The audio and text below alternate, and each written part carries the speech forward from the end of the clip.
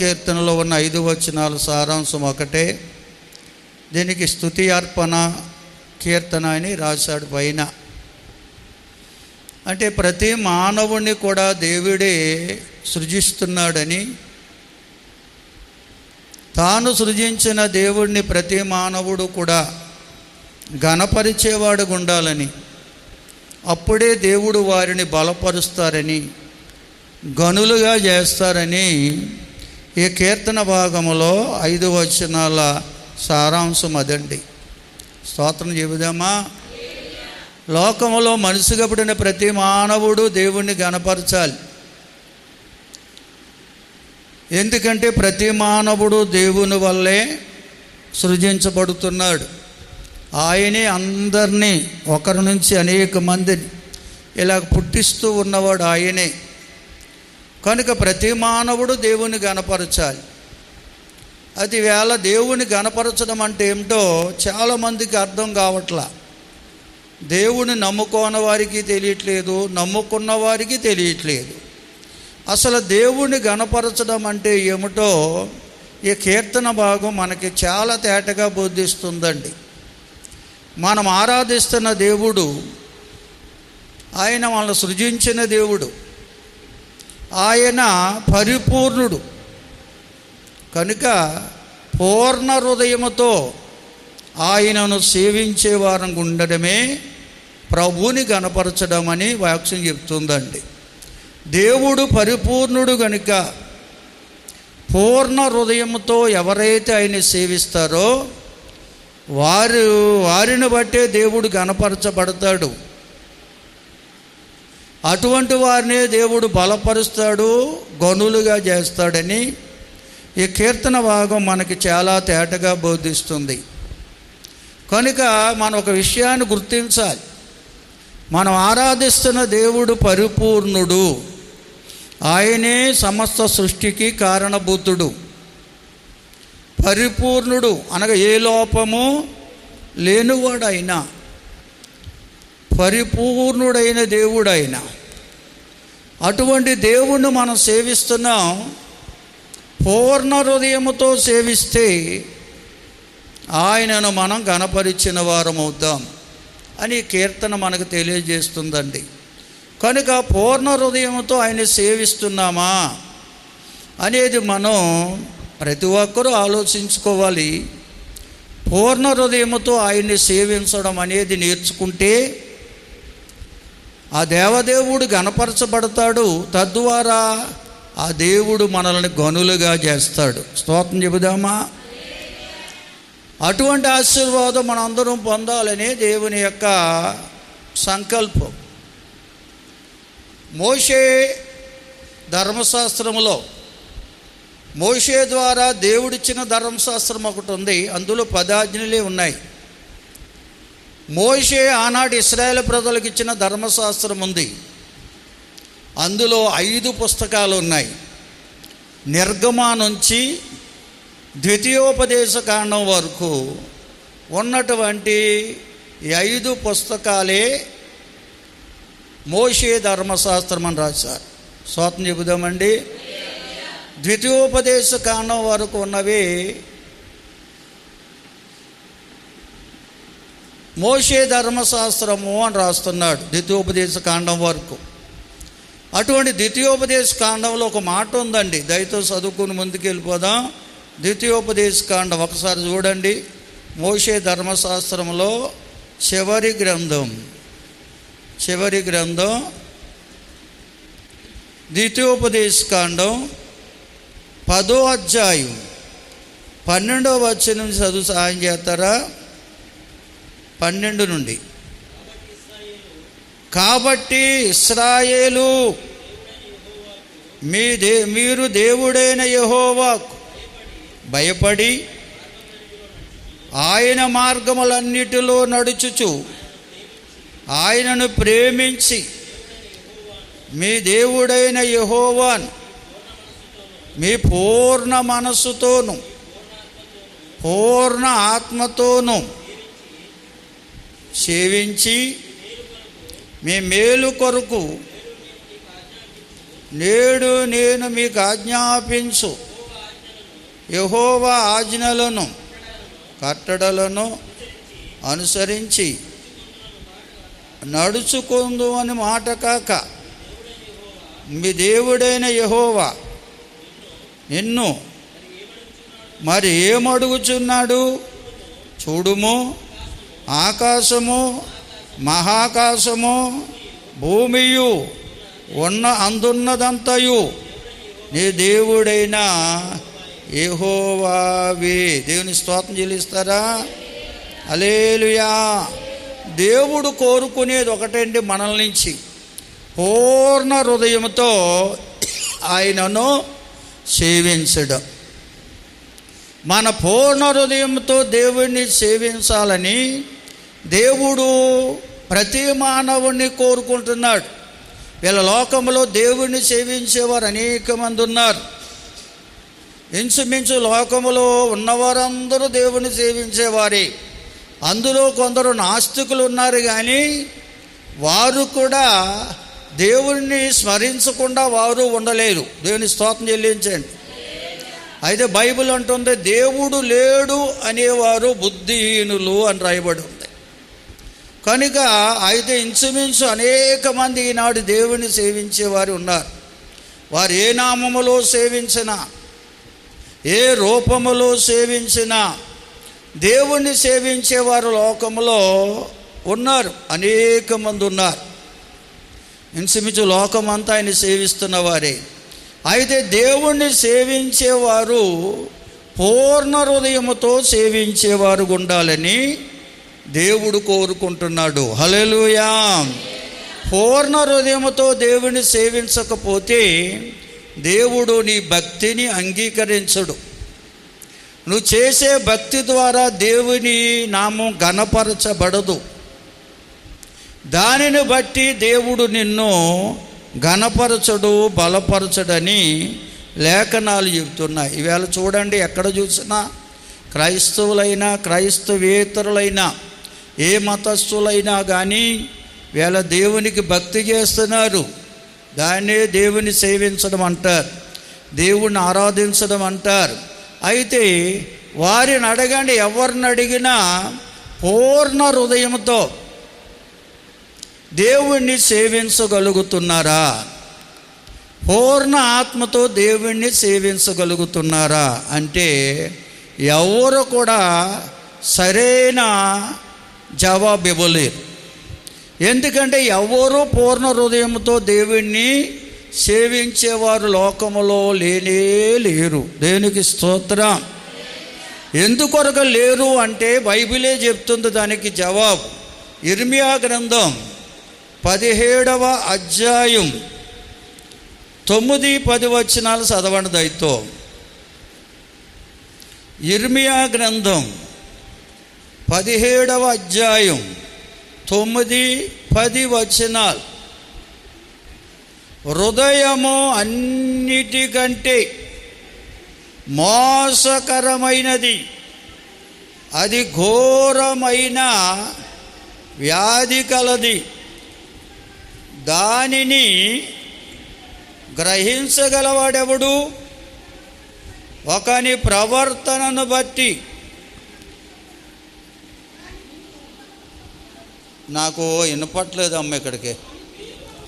అది వెనుకది అది ఎదరున్న వాళ్ళని చదవండి. వారి క్రియల ఫలము చెప్పున ప్రతీకారము చేయుటకు యెహోవా అను నేను హృదయములను పరిశోధించువాడను, అంతరంద్రియములను పరీక్షించువాడనై ఉన్నాను. అందరూ స్తోత్రం చెబుతారండి. దగ్గరగా దేవుని స్తుతిస్తారా? మీరు చెప్పాను వాక్యం చదివేటప్పుడు, నేను వాక్యం చెప్తున్నప్పుడు ఇర్మియా ప్రవక్త ద్వారా దేవుడు పలుకుతున్న మాటలవి. మానవ హృదయం మోసకరమైనది, అది ఘోరమైన వ్యాధి కలది. దాన్ని గ్రహించగలవాడు లోకములో ఎవ్వడూ లేడు. దేవుడు ఒక్కడే. హృదయాలను పరిశోధించేవాడు, అంతరంగములను పరీక్షించేవాడు దేవుడు ఒక్కడే. దేవునికి స్తోత్రం. ఈ హృదయములో ఎలాగుందో తెలుసుకునేవాడు దేవుడు ఒక్కడేనండి.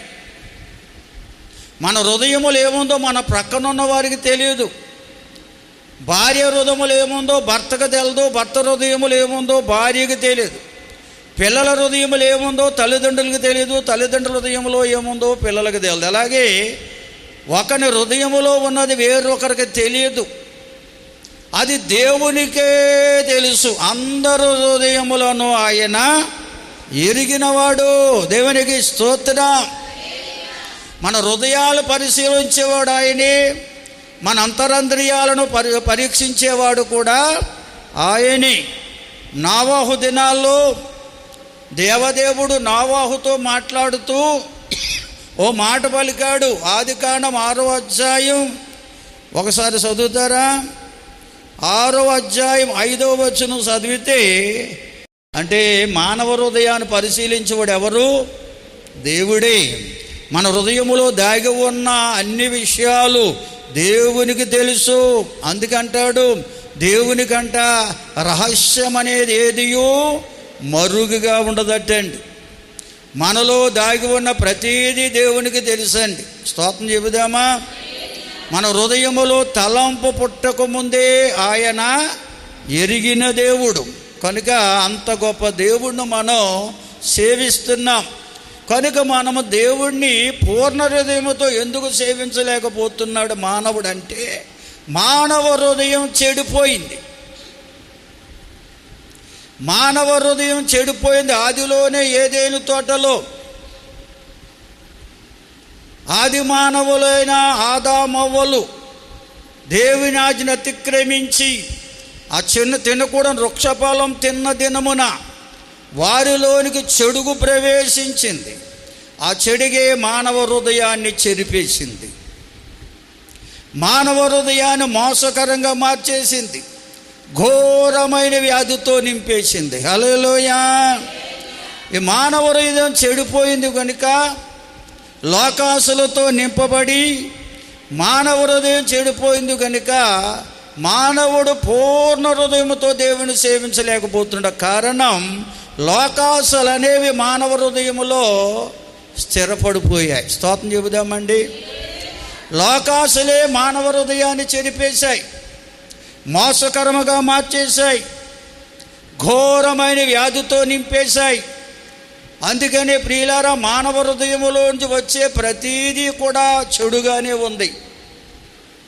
ప్రతీదీ కూడా ఎదటవారిని చెరిపేదిగా ఉంది, బాధించేదిగా ఉంది. కనుక ఈ మానవ హృదయం ముందు బాగుపడాలి, ఈ హృదయానికి స్వస్థత రావాలి. ఈ చెడిపోయిన మానవ హృదయం బాగుపడకుండా పరిపూర్ణుడైన దేవుణ్ణి పూర్ణ హృదయంతో సేవించలేడు. హల్లెలూయా. అందుకనే లోకంలో ఎంత భక్తి జరుగుతున్నా దేవునికి ఘనత రావట్లేదు. కారణం మానవ హృదయం చెడిపోయింది. చెడిపోయిన హృదయంతోనే, ఈ లోకాసులతో నింపబడిన హృదయంతోనే మానవుడు దేవుణ్ణి సేవిస్తున్నాడు. కనుక మానవ హృదయం అంతా లోకం వైపు తిరిగిపోయింది. కనుక లోకం వైపు తిరిగిపోయిన హృదయంతోనే దేవుణ్ణి మానవుడు సేవిస్తున్నాడు. అందుకని యేస్కేలు గ్రంథంలో ప్రవక్త అని యేస్కేలుతో దేవుడు అన్నాడు, వారు రాదగిన విధంగా మీ మధ్యకు వస్తున్నారు. ఇదిగో మీరు నన్ను ఆరాధించేవారుగా ఉంటున్నారు, వారు మీ పాటలు వింటున్నారు, కానీ మీరేదో పాడేవారుగానో ఏదో మాటలు చెప్పేవారుగానో వారికి ఉన్నారు. ఎందుకంటే వారి ముఖము లోకం వైపు ఉంది, వారి వీపు నా వైపు ఉంది అన్నాడు. దేవుని స్తోత్రం చెప్తారా? మీరు యేస్కేలు గ్రంథం చదివితే అందులో రాయబడ్డ మాటలన్నీ మీరు చదువుతారనే రెఫరెన్స్ ఇవ్వట్లేదు మీకు. ఇప్పుడు స్తోత్రం చెబుదామా? అది ఎక్కడుందో చదవాలి. ఒకసారి ప్రశ్న వేశాను, కొన్ని సంవత్సరాలు అయిపోయింది. లోకపు మాటలు మనిషిని బలహీనపరుస్తాయి, దేవుని మాటలే మానవుడిని బలపరుస్తాయి. నాకు ఎవరూ చెప్పలేకపోయారు, నేను కూడా మీకు చెప్పను, మీరు ఎతికి పట్టుకునే వరకు. స్తోత్రం చెబుతారా? బైబిల్ చదివితే మీకు అర్థమవుతుంది. నేను చెప్పుకుంటా పోతే బైబిల్ చదవట్లేదు, మీరు ఏదో వినుకుంటా పోతున్నారు అంతే. బైబిల్లో ఉంది ఏమనంటే, వారి ముఖమేమో లోకం వైపు ఉంది, వారి వీపేమో నా వైపు ఉంది.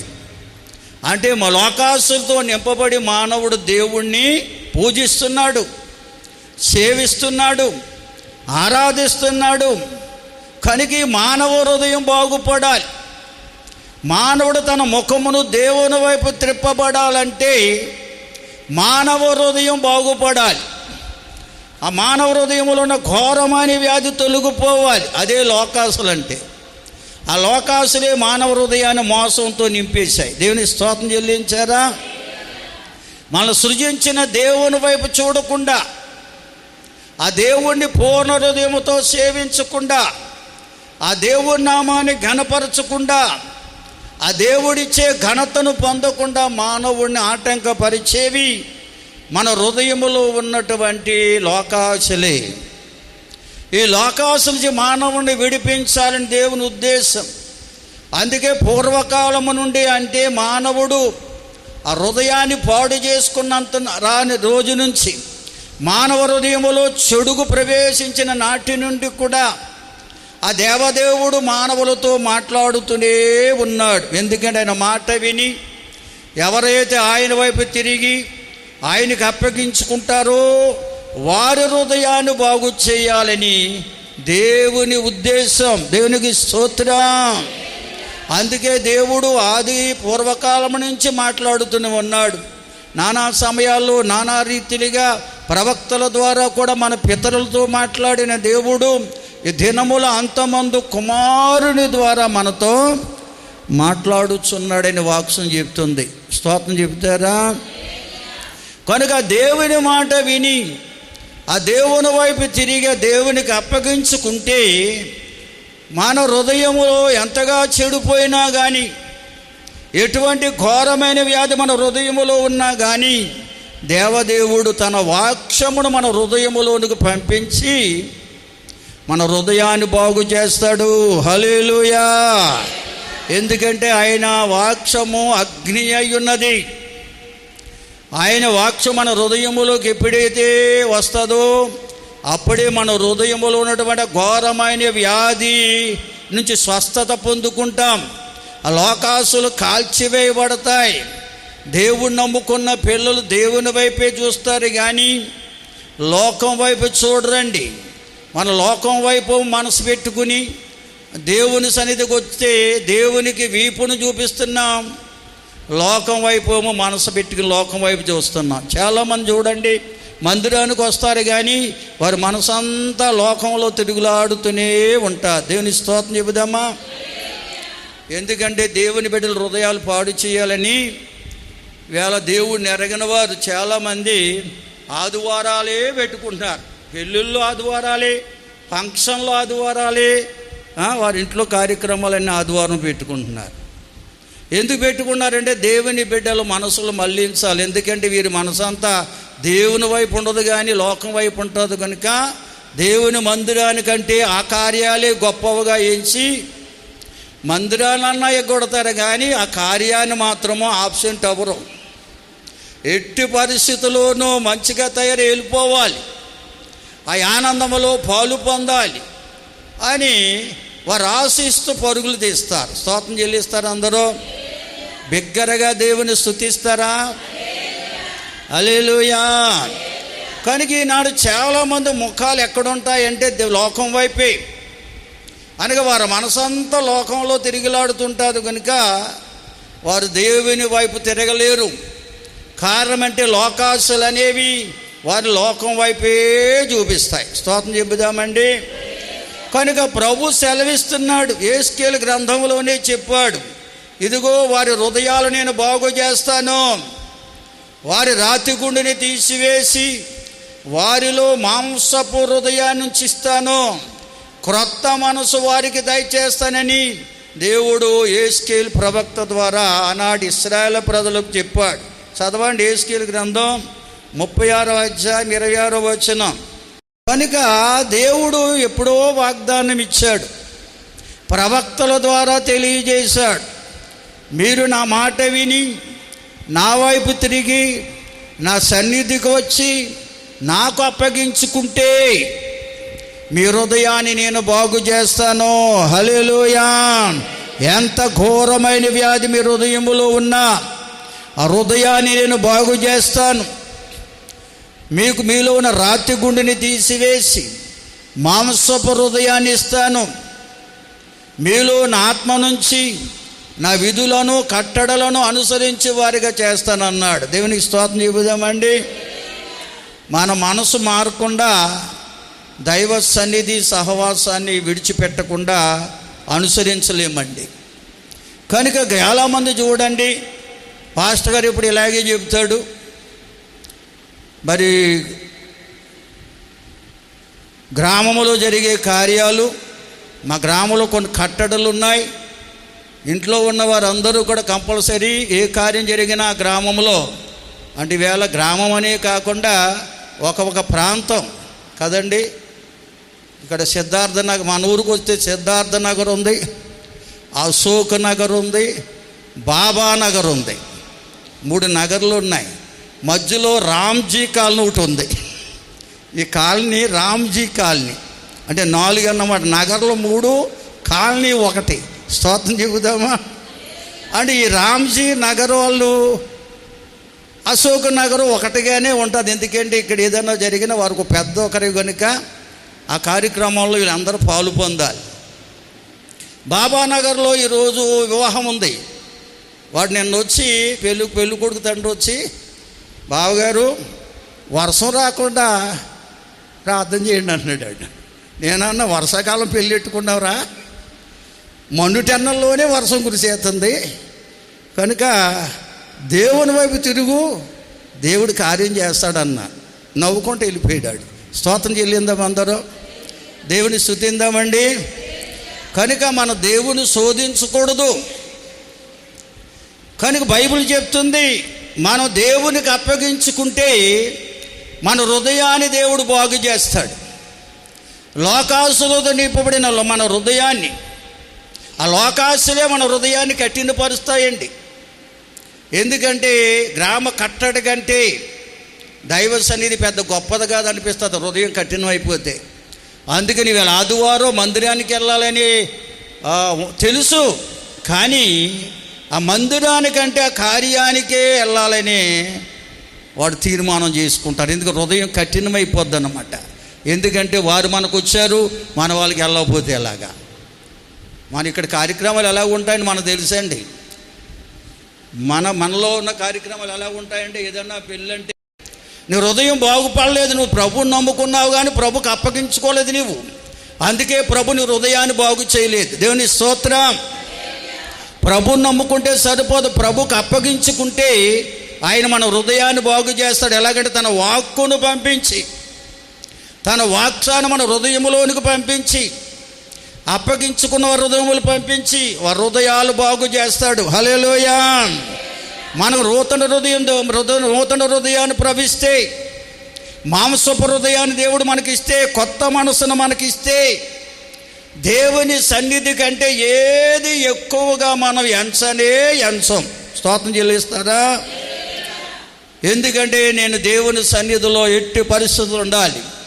తర్వాతే ఏదైనా నువ్వు ఎంత ప్రాముఖ్యమైన పని, దేవుని సన్నిధి కంటే ప్రాముఖ్యమైనది మరొకటి లేదు అనే మనసు వస్తుందండి మన హృదయం బాగుపడినప్పుడు. దేవుని స్తోత్రం చెల్లింతారా?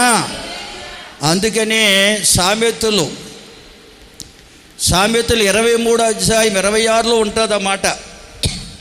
సామెతం దైవ సన్నిధి మనకి ఎక్కువగా మేలైనదిగా ఇంపుగా ఇప్పుడు కనపడుతుందంటే దేవునికి హృదయాన్ని అప్పగించుకుంటేనే.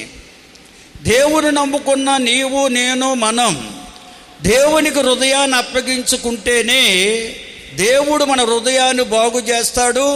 అప్పుడే దేవుని సన్నిధి కంటే మరేది కూడా ఎక్కువగా మనం భావించాం. దేవుని సన్నిధిలో ఉన్న ఆనందం కంటే లోకానందం గొప్పదిగా మనం ఎంచాం. హల్లెలూయా. అటువంటి అనుభవంలో ఎవరైతే ఉంటారో వారే పూర్ణ హృదయంతో దేవుని సేవించేవారు. హల్లెలూయా. ఏదో మొహమాటంతో మందిరానికి వచ్చి పాస్టర్ గారేమో ఎప్పటికీ ముగించట్లేదు, కావిడి వెళ్ళిపోద్దేమో అని మనసు కానీ ఇక్కడ పెట్టుకుంటే మీ హృదయం పరిపూర్ణమైనది కాదు. మీరు ఎంత సమయం కూడా ఉన్నా దేవుని గణపరచలేరు. హల్లెలూయా. దైవ దేవుని పెట్టుకోలేరు. మనసు ఎక్కడ పెట్టండి. కావిడి ఎక్కడికి వెళ్దో 2 గంటల వరకు కదలదు. స్తోత్రం చెబుదామా? మన ఏందంటే అలవాట్లవి. స్తోత్రం చెల్లిందాం అందరం. హల్లెలూయా. కాబట్టి హృదయాన్ని దేవునికి ఇవ్వండి. అప్పుడు దేవుడు మీ హృదయాన్ని బాగు చేస్తాడు. ఆయన మార్గాలు మీ కన్నులకు ఇంపుగా కనపడతాయండి. బైబిల్ గ్రంథంలో ప్రవక్తని ఇర్మియా ద్వారా దేవుడు తెలియజేశాడు. అపోస్తలుడు పౌలు గారి ద్వారా కూడా దాన్ని జ్ఞాపకం చేశాడు. అపోస్తలుడు పౌలు చెప్పిన మాట విందాం. అది ఇర్మియా గారు కూడా ప్రవచించాడు ఆ మాటలు. హెబ్రీ పత్రిక 8వ అధ్యాయం 8 నుంచి త్వరగా చదవండి దయతో. హల్లెలూయా.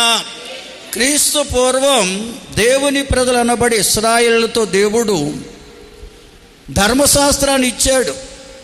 ఆ ధర్మశాస్త్ర పదార్థంలో కూడా చెప్పేది ఏమిటంటే మానవ హృదయం చెడిపోయిందని, ఆ చెడిపోయిన హృదయం కలిగిన మానవుడు దేవుణ్ణి దేవుడిగా ఆరాధించలేకపోతున్నాడని, సృష్టికర్తను మరచి సృష్టిని పూజించేవాడిగా మారిపోయాడని, అలాగే చెడిపోయిన మనసు కలిగిన మానవుడు తన్ను వలె పొరుగువారిని ప్రేమించలేని వాడిగా మారిపోయి వ్యభిచారిగా, అబద్ధకుడిగా, హంతకుడిగా, దొంగగా, పొరుగువాడిని నాశించేవాడిగా మారిపోయాడని, ఇది మానవ హృదయం చెడిపోవడం వల్ల జరిగే కార్యాలని, ఇటువంటి హృదయాన్ని ఆనాటి దేవుని ప్రజలు కలిగి ఉన్నారని దేవుడు ధర్మశాస్త్రం ద్వారా హెచ్చరించాడు.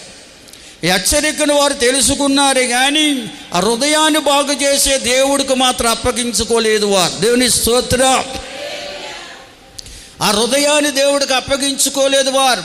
ధర్మశాస్త్రాన్ని ఎరిగిన వారు ఉన్నారు, ధర్మశాస్త్రాన్ని బోధించేవారు ఉన్నారు, ధర్మశాస్త్రాన్ని చదివేవారుగా వినేవారుగా ఉన్నారు. కానీ ఆ భయంకరమైన పాపస్థితి నుంచి చెడిపోయిన హృదయాన్ని బాగు చేసే దేవునికి వారు అప్పగించుకోలేకపోయారు. కనుకనే అనేక మంది అప్పగించుకోలేని వారందరూ రాలిపోయారనగా నశించిపోయారు. దేవుని స్తోత్రం.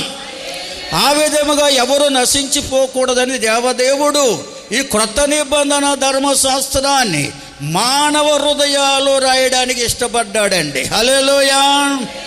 ఆనాడు రాతి పలకల మీద రాసిచ్చిన ధర్మశాస్త్రం అది. ఈనాడు దేవుడు మానవ హృదయాలపై రాయడానికి ఇష్టపడుతున్నాడు. ఎందుకంటే ఆ ధర్మశాస్త్రం హృదయంపై రాయబడితే అది ఎన్నటికీ చెరగదు. ఈ లోకములో మనలో ఉంటుంది, లోకాన్ని విడిచిపెట్టిన మనతోనే ఉంటుంది ఆ ధర్మశాస్త్రం. దేవుని స్తోత్రం చెల్లించారా? దేవుని వాక్యమే ధర్మశాస్త్రం అంటే, దేవుని మాటలే ధర్మశాస్త్రం అంటే, దేవుని మాటలోనే ఉంది ధర్మం, నీతి, న్యాయం దేవుని మాటలోనే ఉంది. హల్లెలూయా.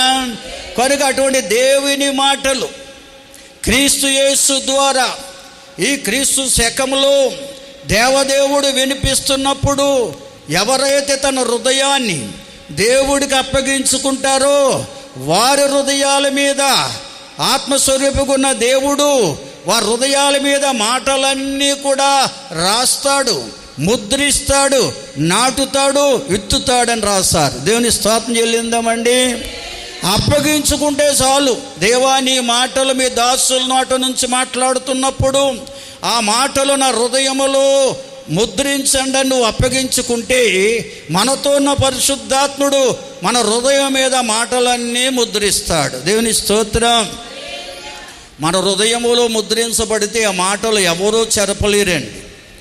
లోకాసులకాలు మన హృదయములోకి వస్తే మనలో ముద్రించబడిన దేవుని మాటలు లోకాసులను కాల్చివేస్తాయి. లోకములో ఎంతకాలమున్నా లోకానందమై పరుగులు తీయకుండా దేవునిలో ఆనందించేవారు ఉంటాం. అందుకే లోక స్నేహం దేవునితో వైరం అన్నారు. లోక స్నేహం అంటే లోకముతో సహవాసం చేయడం అని అర్థం. బైబిల్లో ఉంది, స్నేహం చూపించండి, సన్నిహితం కాకండి. ఎందుకంటే మనము గ్రామంలో ఉన్నాం, సమాజంలో ఉన్నాం, కానీ వారి కార్యక్రమాల్లో పాల్గొనండి కాదంట్లా. వారితో కలిసి ఆనందించండి కాదంటలేదు. ఆనందము కంటే, ఆ కార్యాల కంటే గొప్పవి దేవుని సన్నిధి, దేవుని స్తోత్రం. దేవుని తర్వాతే ఏదైనా. కనుక మనం వారితో ఉన్నా, వారు ఆనందములో పాల్గొన్నా, మనం దేవుడిచ్చిన ఆనందాన్ని అనుభవించే వారంగా ఉండాలి. హల్లెలూయా. అవన్నీ మన మీద రాసుకోకూడదు. ఓన్లీ స్నేహం చూపించాలి. తోటి గ్రామస్తుడిగా, గ్రామస్తురాలుగా నువ్వు వారితో కలిసి వారితో పాలు పంపులు పొందాలి, కానీ వారితో సహవాసం చేయకూడదు. అనగా వారు చేసే పనులు నీవు చేయకూడదు. దేవుని స్తోత్రం చెబుదామండి. వారు చేసే పనులు మీరు చేయకూడదు. ఎందుకంటే పూర్వకాలం నుంచి కొన్ని ఆచారాలు ఉన్నాయి. ఎవరన్నా పెళ్ళికూతురు చేసినా పెళ్ళికూతురులకు తగనే మనం వెళ్ళినా ఆయన మనం రాసుకోకూడదు, పూసుకోకూడదు, ఎవరి మీద పూయకూడదు.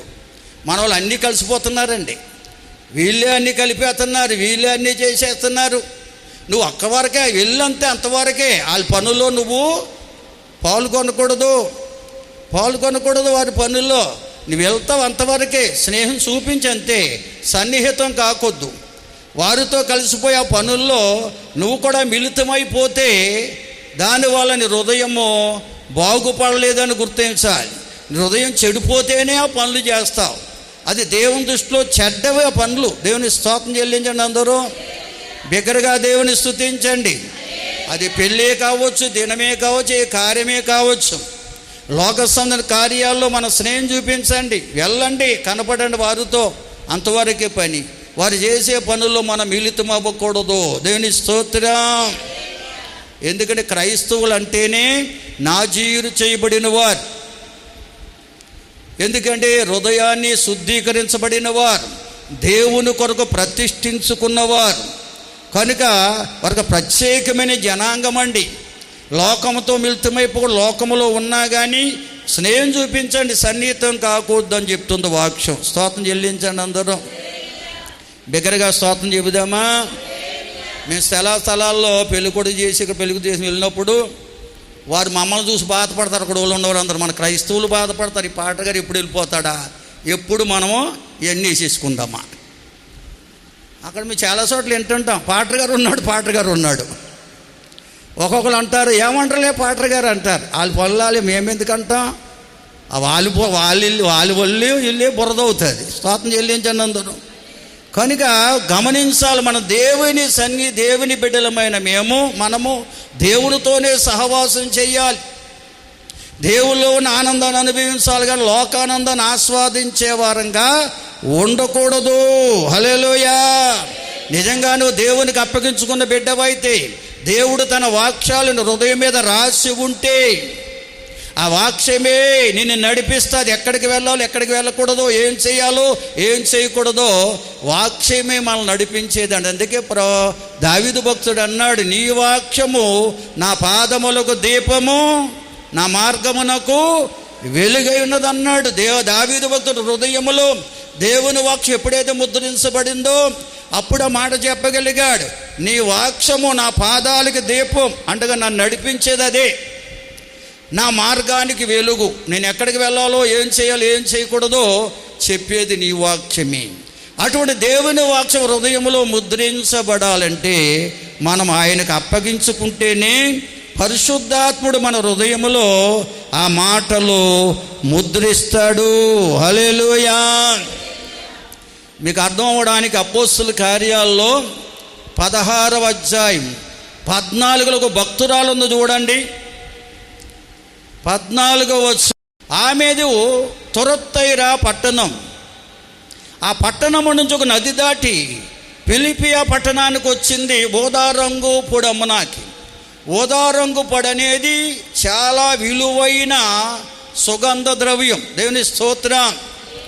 చాలా ధనవంతులు కొనుక్కునేది అది, అందరూ కొనలేరండి. ధనికులు వాడేది ఆ సుగంధ ద్రవ్యం అది ఓదారంగు పొడి అంటే. ఫిలిపి పట్టణస్థులు చాలా ఐశ్వర్యవంతులు ఉన్నారు, ధనికులు ఉన్నారు, వారే కొంటారు అది. వారి మధ్య అమ్మడానికి విలువైనటువంటి ఊదా రంగు పొడిని అమ్మడానికి తురత్తైరా పట్టణం నుండి ఒక నది దాటి ఆ యొక్క ఫిలిప్పీ పట్టణ నదీ తీరానికి వచ్చిందట. ఆ ఒడ్డుకి ఎప్పుడైతే ఆ నది దాటి వచ్చిందో దోణి మీద దిగగానే అక్కడ దేవుని మాటలు వినబడుతున్నాయటండి. పౌలు శీల అనే భక్తులకు కూటమి ఏర్పాటు చేశారు అక్కడ. దేవుని స్తోత్రం. ప్రతిరోజు కూటమి పెడుతున్నారు వాళ్ళు. ఆ కూటమి పెట్టి పౌలు గారు దేవుని వాక్యం చెప్తున్నారట. ఆమె ఊదా రంగు పొడి అమ్ముకోనకొచ్చింది ఫిలిప్పీ పట్టణం. ఊదా రంగు పొడి చాలా విలువైన సుగంధ ద్రవ్యం అయినప్పటికీ ఆ ఊదా రంగు పొడిని తన పక్కనే పెట్టుకుంది. ఫిలిప్పీ పట్టణంలోకి వెళ్ళలేదు. ఆ నదీ తీరమున దేవుని మాటలకు తన మనసు అప్పగించుకుంది. హల్లెలూయా. తన మనసు వ్యాపారం మీద లేదండి. దేవుని వాక్యం వినబడగానే ఆమె మనసంతా దేవుని మీద ఉంది. దేవుని మాటలకు అప్పగించుకుంది. దేవునికి ఎప్పుడైతే ఆ మాటలకు అప్పగించుకుందో దేవుడు ఆమె హృదయాన్ని తెరిచాడండి. కనుక హృదయం తెరిచేవాడు దేవుడండి. అప్పగించుకునేవారు మనమై ఉండాలి. దేవుని స్తుతిందామండి. అంత ఖరీదైన ఊదా రంగు పొడిని అమ్ముకోవడానికి వచ్చిన ఆ స్త్రీ దేవుని మాటలు వింటూ నదీ తీరాన్ని ఉండిపోయిందంట. ఎంతగా దేవునిలో ఐక్యమైపోయిందో చూడండి. ఆమె హృదయం అంతా దేవునికి అప్పగించుకుంది. కనుకనే దేవుడు ఆమె హృదయమును తెరిచాడు. దేవుని స్తోత్రం. తన మాటలతో ఆమె హృదయాన్ని హృదయములో ముద్రించాడు. అందుకే పౌలు చెప్పే మాటల యందు లక్ష్యముంచింది. దేవునికి స్తోత్రం. హల్లెలూయా. కనుక ప్రియులారా, లోదియాలంటే దైవభక్తి మనలో ఉండాలి. మన హృదయాన్ని దేవుడికి అప్పగించుకుంటేనే హృదయాన్ని దేవుడు తెరిచి మన హృదయములో ఉన్న మా పాపమాల్యంతా కడిగి వేసి పవిత్రపరిచి మన హృదయాన్ని పరిశుద్ధపరుస్తాడు. తన వాక్యములతో నింపుతాడు. హల్లెలూయా, హల్లెలూయా. కనుక అటువంటి అనుభవం ఈనాడు కడవరి దినాల్లో మనమందరం కలిగి ఉండాలి. పూర్ణ హృదయం ఆమెలోకి వచ్చేసింది. పూర్ణ హృదయముతో ఆమెను ప్రభువును సేవిస్తుంది. కనుక వ్యాపారం మీద కూడా మనసు పెట్టలేదు. ఆ ఖరీదైన ఊదా రంగు పొడి మీద కూడా మనసు పెట్టలేదండి. అయ్యో ఇది అమ్మకపోతే ఎలాగా, లాభం ఎలాగ వస్తుందని ఆలోచన లేదు. తన వ్యాపారం మీద మనసు పెట్టలేదు. దేవుని మాటల మీద మనసు పెట్టింది. కనుక ప్రియులారా, మనము కూడా వ్యాపారం చేసేవారు ఉంటారు, వ్యవసాయం చేసేవారు ఉంటారు, ఉద్యోగాలు చేసేవారు ఉంటారు, మరి ఏదైనా పని చేసేవారు ఉంటారు, చదువుకునేవారు ఉంటారు. మనం ఏ పని చేసేవారమైనా దైవ సన్నిధికి వచ్చిన తర్వాత దేవుని మీదే మనసు నిలపాలి. దేవునికే మన మనసు అప్పగించుకోవాలి. అంతేగాని మన వ్యవసాయం మీదో, మన వ్యాపారం మీదో, మన పనిపాట్ల మీదో, మన గ్రామంలో దొరుకుతున్న కార్యాల మీదో మన మనసు పెట్టడానికి వీల్లేదు. దేవుని స్తోత్రం. అదే పూర్ణ హృదయం అంటే. మన చుట్టూ ఎన్ని కార్యాలు జరుగుతున్నా, మనకి వ్యవసాయం ఉన్నా, వ్యాపారం ఉన్నా, ఉద్యోగం ఉన్నా, మరి ఏ పని ఉన్నా దాని మీద మనం మనసు పెట్టకుండా దేవుని మీద మనసు నిలపడమే పూర్ణ హృదయముతో దేవుణ్ణి సేవించడం అంటదే. దేవుని స్తోత్రం చెల్లించండి. అందరూ బిగ్గరగా దేవుని స్తోత్రం చెబుతారా? హల్లెలూయా, హల్లెలూయా. కనుకనే పరిశుద్ధ గ్రంథంలో ఒక చక్కని మాట ఉంటుంది. కొరింథీ మొదటి పత్రిక 16వ అధ్యాయం 22లో మాట ఉంటుంది, చదవండి. చెల్లిస్తారా? కనుక ప్రభువుని నమ్ముకుని కూడా ప్రభువుని ప్రేమించే వారిగా మనం లేకపోతే ప్రభు ఆశీర్వాదాన్ని కాదు మనం పొందుకునేది, శాపాన్ని పొందుకుంటామంట. ప్రభువుని ప్రేమించడం అనగా ప్రభువుకు మన మనస్సును అప్పగించుకోవడం అని అర్థం అండి. ప్రేమించుట అనగా మనసు ఇచ్చుట అని అర్థం, స్పష్టమైన అర్థం అదే.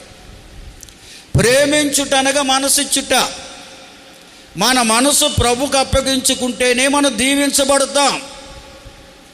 మన మనసు బాగుపడుతుంది, మన జీవితం బాగు చేస్తాడు ఆయన. ప్రభు సన్నిధికి వచ్చి కూడా ప్రభుకు మన మనసు అప్పగించుకోకపోతే ఎన్నటికీ దేవుని ఆశీర్వాదాన్ని చూడం, శాపగ్రస్తులుగానే మిగిలిపోతాం. ఎంత చేసినా అంతే, ఏ రేవుకి వెళ్ళినా ముళ్ళ పరిగే, మనం ఎంత సంపాదించినా చిల్లు సంచే. కనుక దేవునికి మన మనసు ఇవ్వాలి. దేవుని స్తోత్రం. దేవునికి మనసు అప్పగించుకునే వారికి ఉన్నప్పుడే దేవుని ఆశీర్వాదాలు చూస్తాం, దేవునికి ఇష్టలుగా జీవిస్తాం, దైవ సన్నిధికి వచ్చేవారు ఉంటాం, దేవునికి ఇచ్చేవారు ఉంటాం. 3 కార్యాలు జరుగుతాయి అక్కడ దేవునికి మనసు అప్పగించుకుంటే. వీళ్ళు చాలామంది దేవునికి మనసు అప్పగించుకోరు, వారిలో ఈ 3 కార్యాలు జరగవు. ఈ 3 కార్యాలు జరిగితేనే దేవుని ఆశీర్వాదం చూస్తాం, లేకపోతే శాపగ్రస్తులుగానే మిగిలిపోతామండి. మనం శాపగ్రస్తులుగా మిగల్చడానికి దేవుడు మనల్ని పిలవలేదు, ఆశీర్వాదానికి వారసులుగా చేయడానికి పిలిచాడు. కనుక మనము ప్రభువుని ప్రేమించేవారు ఉండాలి, యేసుక్రీస్తు ప్రభుకు మన మనసు అప్పగించుకునే వారం ఉండాలి. అప్పుడే మన మది నిండా ఆయన మాటలు నింపబడతాయి. హల్లెలూయా. ఆయన మాటలే మనలను లోకములో పాపములో పడిపోకుండా నడిపిస్తాయని బైబిల్ గ్రంథం చాలా తేటగా బోధిస్తుందండి. అందుకని కొరింథీ మొదటి పత్రికలోనే 14వ అధ్యాయం 1వ వచనంలో పౌలు భక్తుడు చక్కని మాట చెప్పాడు. ఎందుకంటే ప్రభువుని ప్రేమించే మనసు మనకు ఉండాలి. ప్రభు ప్రేమ ఎంత గొప్పదో మనం నిజంగా ఎరిగి ఉంటే ప్రభువుని ప్రేమించకుండా ఉండలేము. ఎందుకంటే ఆయనే మనల్ని ప్రేమించాడు. లోకములో పాపములో నశించిపోతున్న మనలను పాప హృదయముతో నింపబడిన మన హృదయాలు బాగు చేసి ఆయన ఆశీర్వాదాలకు వారసులుగా చేయడం కొరకు, మన పాపాల కొరకు, మన అపరాధముల కొరకు, శాపగ్రస్తులమైన మన కొరకు ఏ పాపములేని యేసయ్య శిలువలో యాగమయ్యాడు. హల్లెలూయా. ఆ కల్వరి శిలువ యాగము ద్వారా ఆయన ప్రేమ ఎంత గొప్పదో మనకు రుచి చూపించాడు. ఆయన చేసిన కల్వరి శిలువ యాగమే మన పాప రోగానికి స్వస్థతనిచ్చింది. దేవునికి స్తోత్రం. హల్లెలూయా. కనుక ప్రియులరా, మనం ఆయన్ని ప్రేమించేవారంగా ఉండాలి. ఆయన ప్రేమను కలిగి జీవించేవారంగా మనం ఉంటే ఆయన ఆశీర్వాదాలకు వారసులుగా మార్చబడతాం. ఆయన సేవించేటప్పుడు పూర్ణ హృదయముతో ఆయన సేవించే అనుభవం మనకు వస్తుంది. అటువంటి మనసునే దేవుడు కోరుకుంటున్నాడు ఈ కడవరి దినాల్లో. యోహాను రాసిన సువార్తలో చివరి అధ్యాయములకు వెళితే అక్కడ ఒక చక్కనటువంటి సందేశం ఉందండి. ఒకసారి చూద్దామా?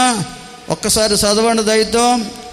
యోహాను రాసిన సువార్త 21వ అధ్యాయం చివరి అధ్యాయం, అది 15వ వచనం 19 వరకు చదివితే అక్కడ ప్రభువైన యేసుక్రీస్తు వారు సిమోను పేతురుతో 3 సార్లు అడిగాడు.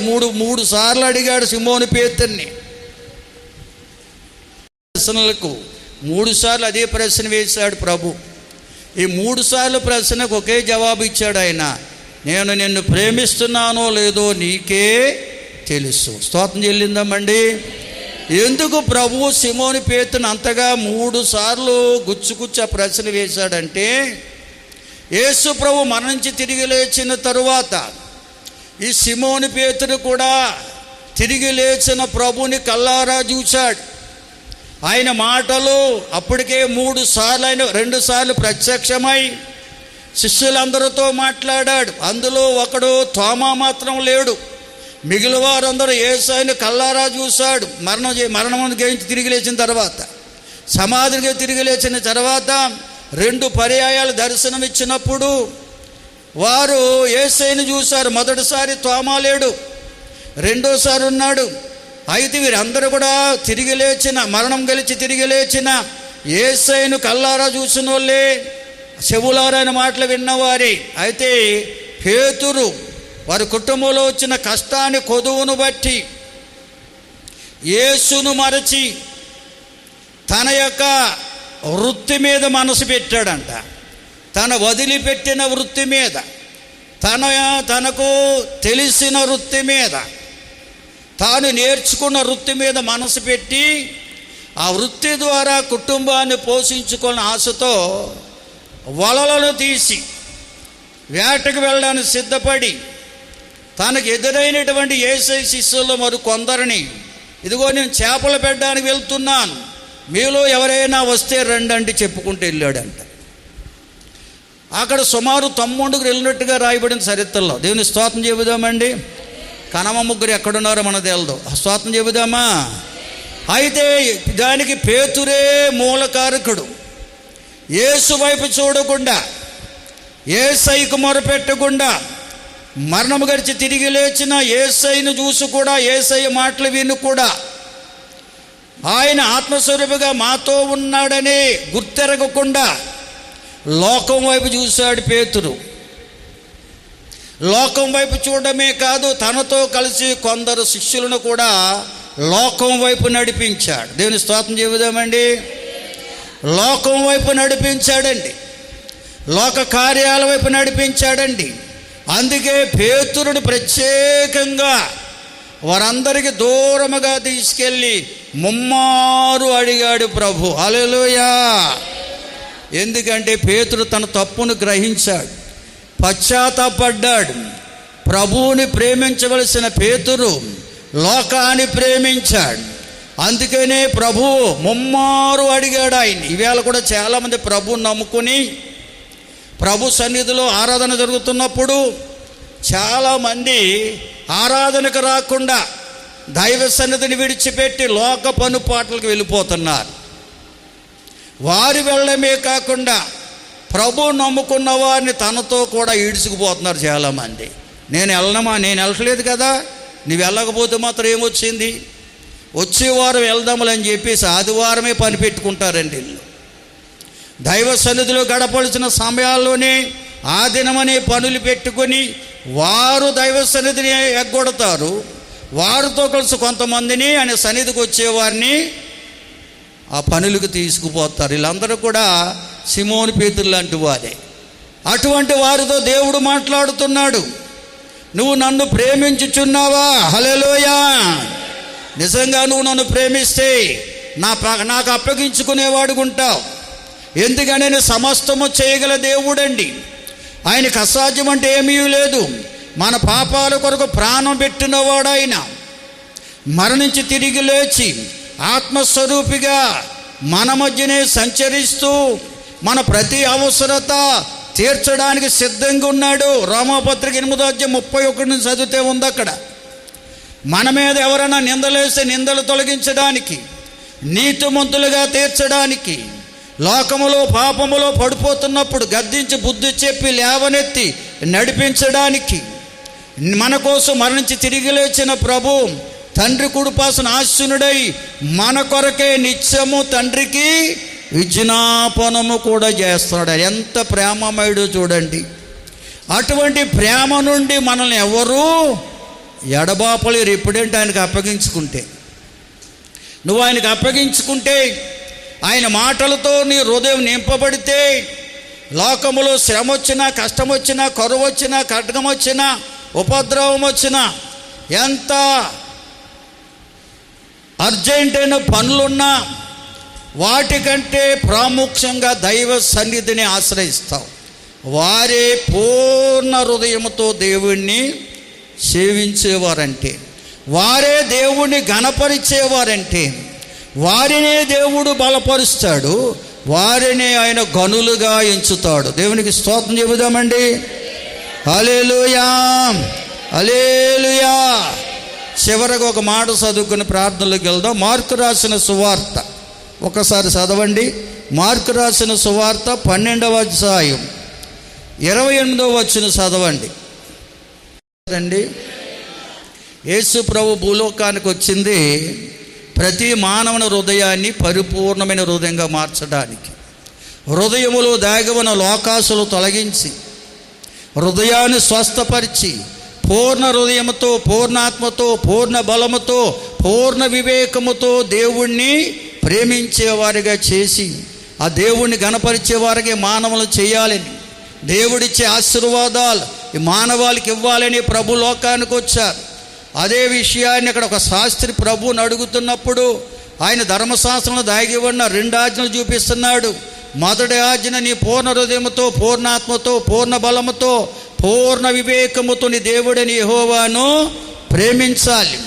రెండవ ఆజ్ఞ, నిన్ను వలని పొరుగు వారిని ప్రేమించాలి. నిజంగా మన హృదయం బాగుపడితే, లోకాసులతో నుంచి విడిపించబడితే, పూర్ణ హృదయముతో, పూర్ణాత్మతో, పూర్ణ బలముతో, పూర్ణ వివేకముతో దేవుని సేవిస్తామండి. అది సర్వాంగ హోమముల కంటే, బలుల కంటే శ్రేష్టమైనవని శాస్త్రి చెప్తున్నాడు. దేవుని స్తోత్రం చెల్లిందామండి. ఈ సత్యం లోకానికి తెలుసండి, కానీ ఈ లోకం గ్రహించలేకపోతుంది. లోకానికి గ్రహింపలేదు, కానీ దేవుని బిడ్డలమైన మనకు గ్రహించాలి. మనము గుర్తెరగాలి. మన దేవుడు పరిపూర్ణుడు గనుక పూర్ణ హృదయముతో, పూర్ణ ఆత్మతో ఆ దేవదేవుని సేవించే వారం ఉండాలని ప్రతి ఒక్కరూ తీర్మానం చేసుకుని ప్రభుకు అప్పగించుకునే వారం ఉండాలి. ఎప్పుడైతే ఆ విధముగా పూర్ణ హృదయంతో, పూర్ణ మనస్సుతో, ఆత్మతో ప్రభువుని సేవిస్తావో అప్పుడే ప్రభువును ఘనపరిచిన వారం అవుతాం. అప్పుడే ప్రభువు మనల్ని బలపరుస్తాడు, గనులుగా లోకానికి చూపిస్తాడు. అటువంటి కృప నాకు కావాలని ఆశ నీకుంటే ఉన్నపాటినే, ఉన్న చోటినే లేచి నిలబడండి. మీకోసం ప్రార్థించబోతున్నాం. పరమ తండ్రి, మహిమగల దేవా, మీకే వందనాలు, స్తోత్రాలు, స్తుతులు చెల్లిస్తున్నాం. ఈ పునరుద్ధాన దినమున మరొకసారి ప్రభువా, మీరు మాతో మాట్లాడుతూ వచ్చారు. మీరు పరిపూర్ణుడైన దేవుడు అని, పూర్ణ హృదయముతో నిన్ను సేవించేవారు ఉన్నప్పుడే నీ నామమును ఘనపరిచేవారంగాను, మీరిచ్చే ఘనతను పొందుకునేవారు ఉంటామని నీ లేఖనాల ద్వారా మాతో మాట్లాడారు నాయన. ఈ యొక్క దినమని నీ వాక్య విన్న బిడ్డలు ఎందరైతే తాముగా మీకు అప్పగించుకున్నారు, హృదయాలు శుద్ధీకరించండి అయ్యా. నీ రక్తాన్ని బిడ్డల హృదయములో ప్రోక్షించండి అయ్యా. నీ వాక్కుతో అయా బిడ్డల హృదయాన్ని అయా బలపరచమని అడుగుచున్నాం తండ్రి. అయా, ఇక మీదట పూర్ణ హృదయంతో నేను సేవించే బిడ్డలుగా, మీరిచ్చే మీ నామాన్ని ఘనపరిచే బిడ్డగా, మీరిచ్చే ఘనతను పొందుకుంటూ మీ దీవెన ఆశీర్వాదాలకు పాత్రలుగా మార్చబడి కృపనివ్వండి. మేము ఆశీర్వదించబడి అనేక మంది ఆశీర్వాదకరంగా ఉండాలని మీరు కోరుకుంటున్నారు నాయన. అయా, పూర్ణ హృదయముతో మేము సేవించకపోతే మీ ఆశీర్వాదం చూడలేము. మేము ఆశీర్వదించబడి అనేక మంది ఆశీర్వాదకరంగా ఉండలేము కనుక ప్రతి బిడ్డ పూర్ణ హృదయంతో నిన్ను సేవిస్తూ మీ ఆశీర్వాదాలు పొందుకుని అనేక మంది ఆశీర్వాదకరంగా ఉండడానికి కృపనివ్వండి. వచ్చిన ప్రతి బిడ్డను దీవించండి. తెచ్చిన ప్రతి కానుక అంగీకరించండి. సంఘములో రోగులు ఉన్నారు, స్వస్థపరచండి. బలహీనలు బలపరచండి. గర్భఫలం కొరకు ఎదురు చూస్తున్నవారు గర్భాలు తెరవండి. గర్భవతులకు ఆరోగ్యం, బాలింతలకు బలం, చిన్న బిడ్డలపై దయాకిడిని ఉంచండి. యవనస్తులు, సండే స్కూల్ బిడ్డలను దీవించండి. వివాహ ప్రతి మార్గాలు తెరవండి. వివాహమైన వైవిక జీవితాలు సుఖమయించేయండి నాయన. ఉద్యోగ ప్రతుల వారికి మార్గాలు తెరిచి వారి జీవితాలు స్థిరపరచునాయన. ఈ యొక్క మందిర నిర్మాణంలో సహకరించిన బిడ్డలు, అయా ఈ పరిచర్యకు ఆర్థిక ప్రోత్సాహం ఇస్తున్న బిడ్డలను మీరు దీవించమని అడుగుచున్నాం. ఆయా దేశాల్లో, ఆయా రాష్ట్రాల్లో, ఆయా ప్రాంతాల్లో ఉంటున్న సంఘ బిడ్డలందరినీ కాచి కాపాడమని వేడుకుంటున్నాం. విద్యా సంవత్సరంలో ఆయా తరగతులు చదువుతూ ఆయా ప్రాంతాల్లో ఉంటున్న సంఘ బిడ్డలందరినీ మీరు జ్ఞాపకం చేసుకోండి ప్రభువా. వచ్చే నెల 25, 26, 27 తారీఖులు జరపతలిపెట్టిన ప్రత్యేక ప్రార్థన కూడికలను మీరు అభిషేకించి ఆ కూడికలకు కావలసిన సమస్తం సమకూడి నడిపించండి. సంఘ బిడ్డల కుటుంబాలను దీవించండి. మా ప్రియులు చిట్టిబాబు స్వరూపురాన్ని ప్రేమించి ఇచ్చిన కుమార్తె వేమప్రభకి ఇచ్చిన చిన్న బిడ్డను దీవించండి. తల్లి బిడ్డను ఆశీర్వదించండి. నీ కుమారుడు నాయన ప్రయాణమే ఉద్యోగరీత్యా దూర ప్రాంతం వెళుతున్నాడని విన్నాం. సురక్షిత ప్రయాణం దయచేయనైనా నీకు వందనాలు. సంఘములో ఉన్న ప్రతి బిడ్డను పేరును ఆశీర్వదించమని, బలపరిచి సహాయం చేయమని, మా గ్రామ ప్రజలు, రాష్ట్ర దేశ ప్రజలను దీవించమని, సహాయం చేసి మహిమ పొందమని, నీ చిత్తమైతే రాకడ ఆలస్యమైతే అందరము కూడా మరొకసారి సమాజముగా కూడి పూర్ణ హృదయంతో నిన్ను సేవించే భాగ్యం మాకు దయచేయమని, బలపరిచి సహాయం చేయమని. ఇదిగో బిడ్డలు అనేక మంది తొలకరి పంట కొరకు నాయనా వరినాట్లు వేస్తున్నారు. వేయబడిన వరినాట్లను ఆశీర్వదించండి. వారి కష్టార్జితాన్ని దీవించి బలపరిచి సహాయం చేయమని యేసు ఉన్నత నామములో అడిగి వేడుకొనుచున్నాము తండ్రి, ఆమేన్. మన తండ్రి అయిన దేవుని ప్రేమ, కుమారుడైన యేసుక్రీస్తు వారి దివ్య కృప, పరిశుద్ధాత్మ దేవుని సన్నిధి, సమాధానం భక్తులారా మనకి, మన కుటుంబాలకును, లోకములో క్రీస్తు యేసుని ప్రేమిస్తున్న సకల ప్రజలకు సదాకాలం దేవుని కృప, సమాధానం తోడుగా ఉండి నడిపించునుగాక. ఆమేన్. యేసు రక్తమే జయం, ప్రవేశు రక్తమే జయం. యేసునామానికి సంపూర్ణ విజయం, అపవాది క్రియలు కనంత నాశనం కలుగును గాక. ఆమేన్ ఆమేన్. అందరికి వందనాలు. ప్రభు మిమ్మల్ని దీవించు.